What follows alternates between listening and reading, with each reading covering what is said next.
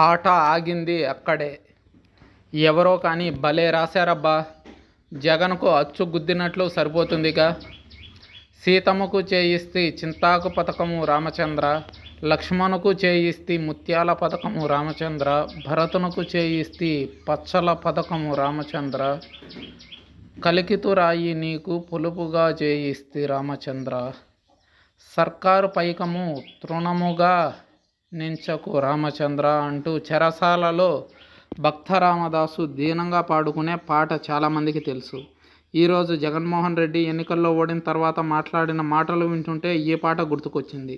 ఆయన మాటల్ని క్లుప్తంగా చెప్పుకోవాలంటే 52 లక్షల మంది అక్క చెల్లెమ్మలకి అమ్మ ఒడిని ఇచ్చాను.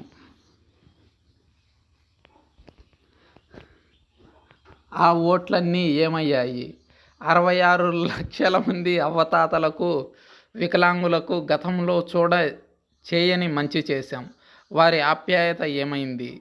1,05,00,000 మంది అక్క చెల్లెమ్మలకు చేయూత ఇచ్చాం. 0 వడ్డీ ఆసరాతో తోడుగా ఉన్నాం.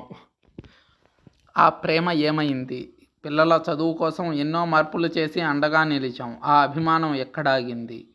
జగనన్నని ఇలా ఒంటరిని చేయడానికి కారణాలేంటి?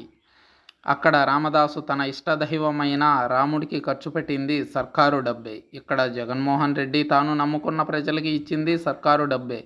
అంత చేసినా తనను చెరసాల పాలు చేశాడే రాముడు అని రామదాసు ఆక్రందన. ఇంత చేసినా తనను పదవీచ్యుతుడిని చేశారే ప్రజలు అని జగన్మోహన్ రెడ్డి ఆవేదన.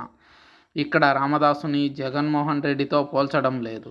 విపరీతమైన విశ్వాసంతో కొన్ని పనులు చేసినప్పుడు ఊహించని ప్రతికూల ఫలితం వస్తే ఎలా ఉంటుందో ఒక పోలికతో చెప్పే ప్రయత్నం అంతే.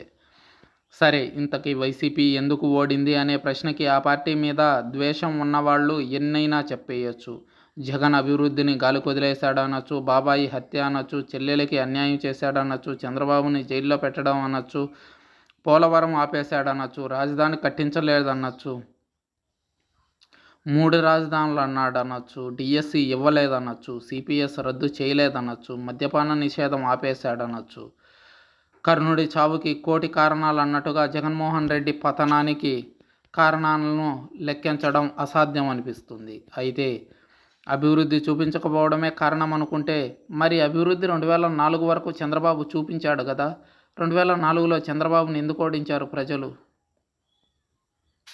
అయితే సంక్షేమమే ప్రధాన కారణం అనుకుంటే 1983 నుంచి 89 వరకు శ్రీ స్వర్గీయ ఎన్టీఆర్ చేయని సంక్షేమ పథకం లేదు. అయినా ఎన్టీఆర్ని 89లో చిత్తుగా ఓడించారు ప్రజలు. అయితే స్వయంగా ఎన్టీఆరే ఓడిపోవడం ఇక్కడ విశేషంగా చెప్పుకోవాల్సిన విషయం. అయితే గెలుపోటములు చేసే పనులను బట్టే కాదు, మనం తీసుకునే నిర్ణయాలను బట్టి కూడా ఉంటుంది అనడంలో ఎటువంటి అతిశయోక్తి లేదు.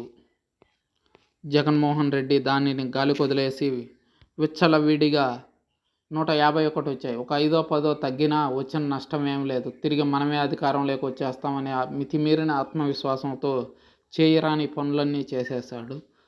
చివరికి చేతులు కాల్చుకున్నాడు.